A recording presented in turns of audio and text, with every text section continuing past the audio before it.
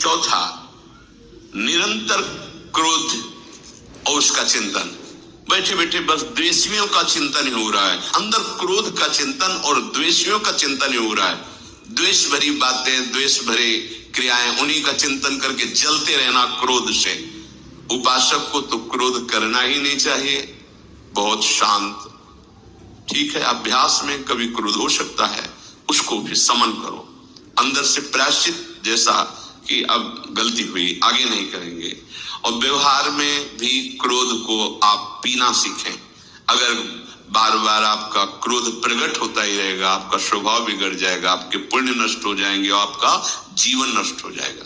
देने वाला उतना दे देगा, आपको आनंदित रहो। पैसा खर्चा सब पूरे जीवन का विध्वंस मचा दिया क्रोध ने। कहीं भी आप देखो, किसी से क्रोध करके देखो, फिर देखो तुम्हारा भजन चल रहा है, तुम्हारी वो आनंद वृत्ति है नहीं, जलोगे और वो जलन और गुस्सा दिलाएगी और वो बैठे बैठे जलो नहीं। ये क्रोध जो है, ये चाहे व्यवहार में हो चाहे परमार्थ में, दोनों की हानि करने वाला है। और आश्रित जनों की रक्षा ना करना। अगर कोई भाग कर आपके पास आ गया है, कोई पशु पक्षी या कोई मनुष्य, आपको चाहिए कि अब चाहे हमारे पहले प्राण जाए, उसकी रक्षा करेंगे।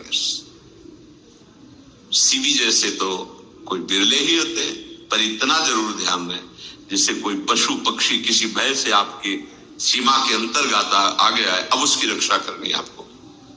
अगर आप स्वयं मार देते हैं या मरवा देते हैं, या आपके सुकृत नष्ट कर देगा, या आपकी दुर्गति का कारण बन जाएगा। और जो पाप कर्म उत्साहित होकर करते हैं, उपासक को तो बहुत सावधान रहना चाहिए, पर व्यवहार में भी जो नहीं करना चाहिए, अगर वो पाप कर्म आपके द्वारा मन में प्रेरित हो रहे हैं, संकल्प बन रहा है, क्रियाएं हो रही है, दुर्गति पक्की, पुण्य नष्ट हो जाएंगे, दुख अशांति बढ़ती चली जाएगी, कभी शांति नहीं प्राप्त कर पाएंगे। ऐसा नहीं कि जो मन में आवे सो करे। पापाचरण निडर और उत्साहित होकर करना, अगर ऐसे लक्षण हैं, निश्चित दुर्गति होती है। ये 6, अपनी बहुत बड़ाई करने वाला अपने मुख से, लोलुपता, तनिक से अपमान में सहन ना करने वाला, निरंतर क्रोधी और आश्रित जनों की रक्षा न करने वाला, और निडर हर्षित होकर पाप कर्म करने वाला। दूसरे श्लोक में 7 है, 6 7। एक, संभोग का ही चिंतन करना, संभोग में ही मन लगाना, संभोग दूसरी स्त्रियों के साथ करने की भावना रखना। राधे राधे। संभोग पहला है, संभोग। राधे राधे। रात दिन बैठे बैठे बस यही चिंतन करना, गंदी बातों का, गंदी बातें देखना, गंदी बातें सुनना, गंदी बातों का चिंतन करना। फिर अन्य माताओं बहनों के प्रति काम दृष्टि से देखना, कोई आ जा रही है, दृष्टि से काम भाव से देखना, भोग बुद्धि से देखना, निश्चित पुण्यनाश, दुर्गति। राधे राधे। बड़े बड़े उदाहरण इतिहास में हैं, जिन्होंने ऐसा दृश्य नेत्रों से देखने की चेष्टा की, मन में संकल्प किया भोगने का, नष्ट हो गए, चाहे वो कितने बड़े प्रतापी हो। ये दुर्योधन कोई साधारण थोड़ी है, भगवान व्यासदेव जी के द्वारा ही तो भगवान व्यासदेव जी इसकी उत्पत्ति का कारण है। आप देखो, इतने महान पुलस्त जी ही उत्पत्ति का कारण है रावण के। बस ये ऐसे दोष हैं जिनके कारण जीव नष्ट हो जाता है।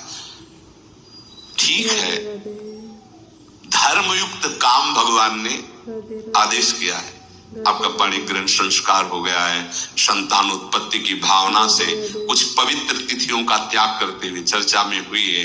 एक नियम है, एक आदेश है शास्त्र का। आप बहुत काम प्रवृत्ति वाले हैं तो प्रत्येक मास में जब माताएं बहनें पवित्र हो जाती मासिक धर्म से, तो जिनका पाणिग्रहण आपने किया, जो पत्नी स्वरूप है, वो ठीक है। वहां भी बार बार के लिए व्यभिचार प्रवृत्ति के लिए शास्त्र आदेश नहीं करता, संयम पूर्वक, और उसका चिंतन नहीं करना। पाणिग्रहण संस्कार है, घर में विराजमान है, एक संयम एक नियम के अनुसार उसका चिंतन तो फिर भ्रष्ट कर देगा। चिंतन प्रभु का करना है, चिंतन प्रभु की सेवा जो आपके कर्तव्य, इसके चिंतन से बचो। घातक है, बहुत बड़ा जहर है। अगर विषय चिंतन होने लगा तो मरोगे, जिंदा जलोगे, दुर्गति भी होगी। ये अंदर की जो आग है ना, कामाग्नि, ये इतनी बढ़ती चली जाएगी, तुम्हारे होश खराब हो जाएंगे कि मुझे क्या करना चाहिए, क्या नहीं करना चाहिए। कुआ मदांधो मदना तुरुवा, अंधा हो जाएगा, नहीं दिखाई देगा अनुजा तनुजा क्या है, कौन है, कुछ नहीं, भ्रष्ट बुद्धि।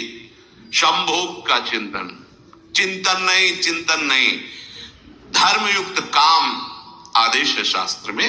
यदि आप प्रवृत्ति मार्ग में हैं तो अपनी पत्नी को जो पाणिग्रहण स्वीकार किया है, वहां भी पवित्र तिथियों का त्याग कर देंगे।